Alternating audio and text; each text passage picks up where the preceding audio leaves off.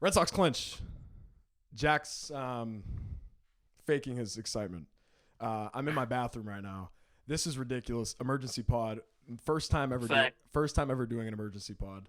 I'm actually on my phone right now. That's how emergency it is right now. That's right. Jack, Declan, 38 and counting, episode 8. This is not really a real episode. Emergency pod, Red Sox clinch. Jack was laying down and he goes, "All right, let's get this pod over with." Yo, why is my bitrate better on my phone? That's okay. My bad. Listen, episode 8, Red Sox clinch. First thoughts: the fucking nuts, the cojones on Cedane Rafaela's fucking. Oh my god!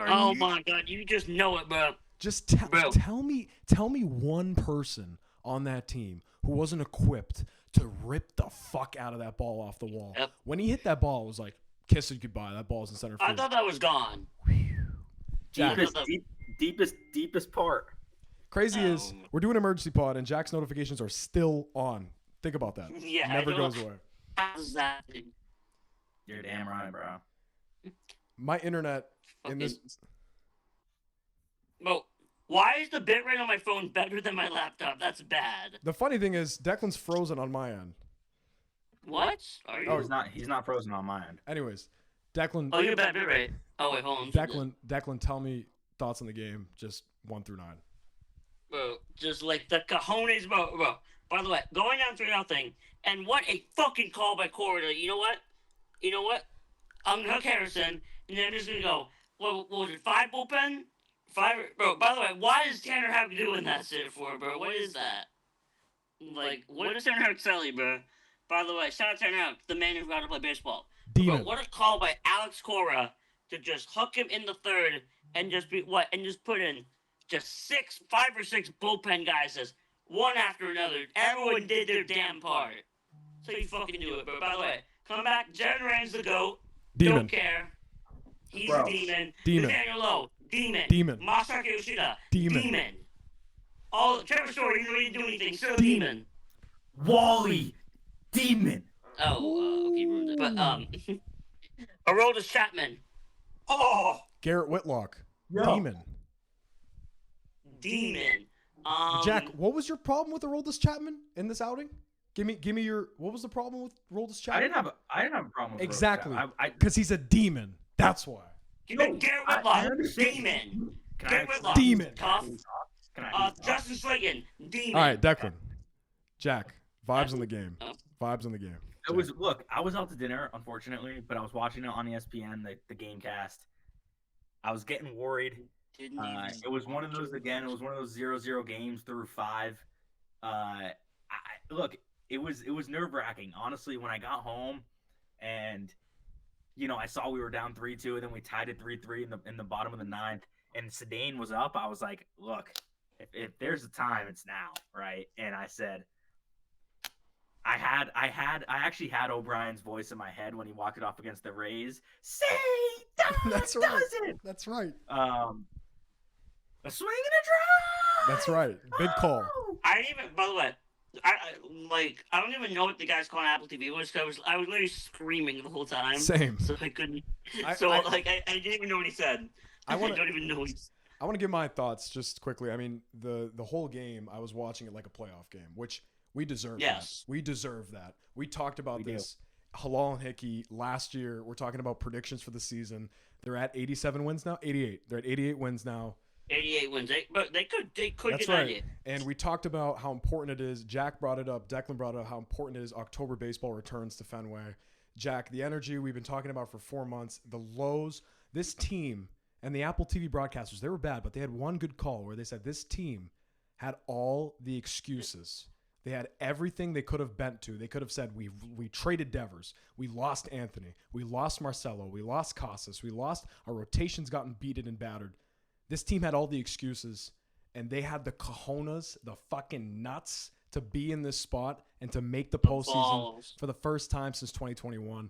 I genuinely believe with this type of momentum, like Jack has said before, the playoff magic at Fenway Park, even if we're away in the first round, momentum takes you as far as it can possibly take you. Yep. I want to go back to you, Jack. First of all, Kyle Harrison, not a great day. This bullpen, holy shit. Tell me about it. Lights out. Yeah, I mean, this bullpen is.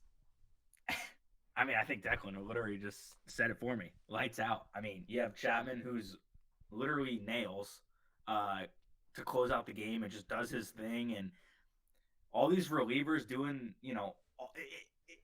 it's not even like they showed up just now. It was all year long too. It was all year from the start to now. They showed up. They did their thing. Other than Crochet, Bayo, and Giolito, sometimes the starters would kind of, be here and there. But nah, the bullpen stood their ground, and that's what you need to go deep in October in MLB. And honestly, if I'm being completely honest, I think the MLB is really one of the only sport organizations where, as long as you get in, anything's gonna happen. Doesn't really matter the seeding. Like, and again, I've been to countless October nights in Fenway. It's look, as much as I've shit on this Red Sox team, there's nothing like it. We're back, baby. We're in a great spot. Speaking of that right now. Oh, my bad. My connection. I'll interrupt. My bad. It's all right. My connection is so bad. Declan, thoughts? Just like I said before, just great call by Cora to just start the bullpen. By the way, they also did start doing the champagne, and even Craig Breslow got in on the champagne. but just agree. Like this bullpen, just from Slayton to Matz to Weiser to just all of them in there to just Zach Kelly. Zach Kelly. Yeah. Zach Kelly had a good outing. Does his job. Zach Kelly had a good outing. I mean, Declan, the pen, incredible this year. Literally a top 3 pen in baseball.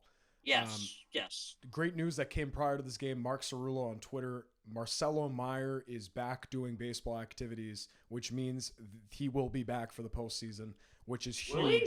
Yes, which is huge for the lineup bench battle. I thought he was done for the year. No, he's out of the cast and he's doing baseball activities. Oh, it goes back to the injury thing, but we never know. No, but the thing is, Mark Cerullo reported it, so it's bigger than the Abreu thing, which is day to day, whatever. But I think adding a bat back and a defender like Marcelo Meyer. I know Romy's been great at second, but you have a lot of versatility there in the postseason.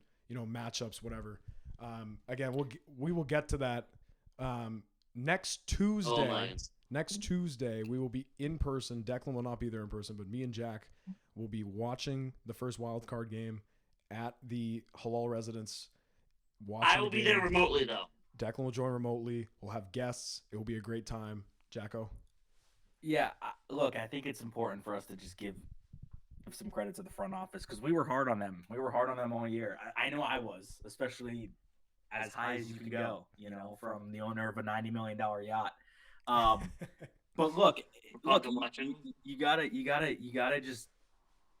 be happy for them. I mean, I remember us three. I remember Chuck texted right away after we traded Devers expletives that I'm just not gonna say because I don't even know. Like, anyways, what are we doing? Right. They saw something that nobody else saw in Devers, and it turned out to work.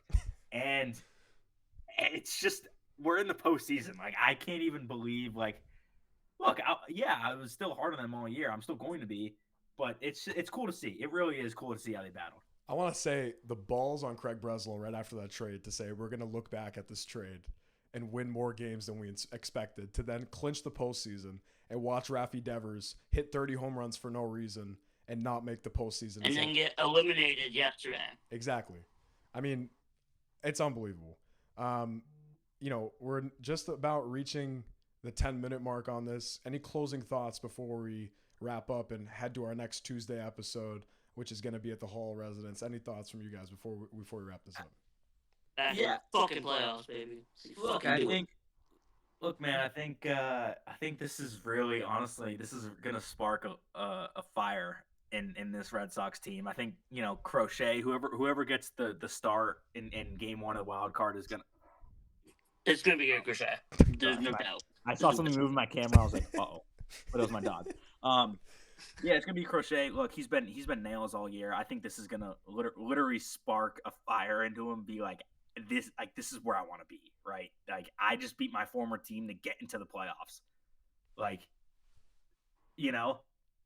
and so I think it's gonna go a long way. I think Bregman's ready for it, and Bregman's seen it better than anybody, especially as an opponent in Fenway during the postseason.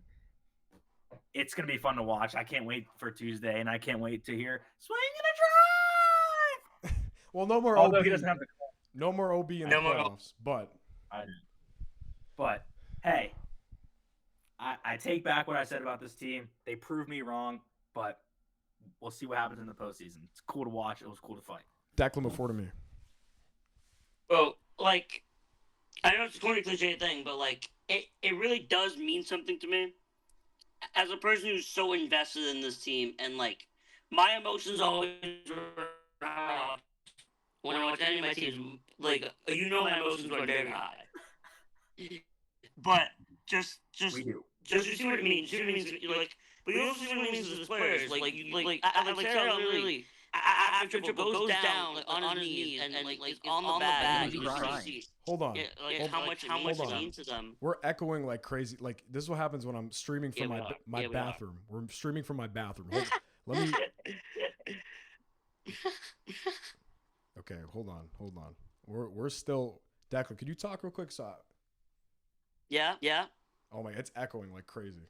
Oh, bad. Oh my gosh, that echo is wild. What happened? Okay, we're back. Okay, no more echo. Continue. Okay.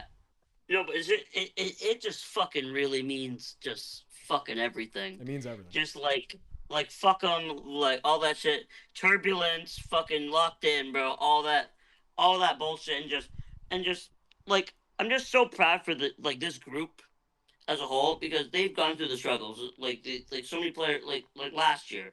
Last year they weren't supposed to be as good. And then they exceeded expectations, and it still wasn't good enough. But and they were able to overcome all the bullshit that the Boston sports media just gives them all the time. Just give it to them all the time, and I'm just so fucking happy that I think I may have lost my voice after this game tonight, and I'm just so fucking happy we're finally back in this shit. Amazing. Go ahead. I just want to say me and Jack are calling a football game tomorrow on WMLN 91.5. We got to be there in 12 hours. That's right. Less than 12. I'm obviously in a spot where I'm going to be doing play-by-play tomorrow. Am I fully prepared? I will be, but I'm saying like this game took me away from my life for a second because of how important it was to me. I mean, I left my girlfriend's house and said I need to go home and watch this. Like it was that important to me. And one thing's to say before we wrap this, Buzzcut Taper Chuck is now 1-0 clinching the postseason. And as the years continue, we shall see how that goes. Declan Hickey, Jack's got one thing. Jack? The last thing I want to say is, and I think it's important to note quickly that I think you got to give a lot of credit to Alex Cora and his resilience. I think he was taking a lot of heat over the last couple of years saying, oh, he's not the guy. He's on the hot seat. And for him to get his former guy back in Houston and Bregman and do what he did with the young prospects, you just got to give him credit. I'm happy for him. He's a good dude. And there should have been no doubt for him. No doubt. No doubt for the Sox. No doubt for 38 and counting. Episode 8, the SOX Clinch, an emergency podcast through the echoes, through the ups and downs of the Wi-Fi in my shitty-ass bathroom. We are now in the postseason. You can catch us next Tuesday live from Jack Halal's place. We'll be doing a little live show there. Watching the game, you can, of course, watch with us. You can't watch on there, but you can watch with us. Episode 8, SOX Clinch. We'll see you guys next Tuesday. Let's go, Sox. We're back, baby. Peace.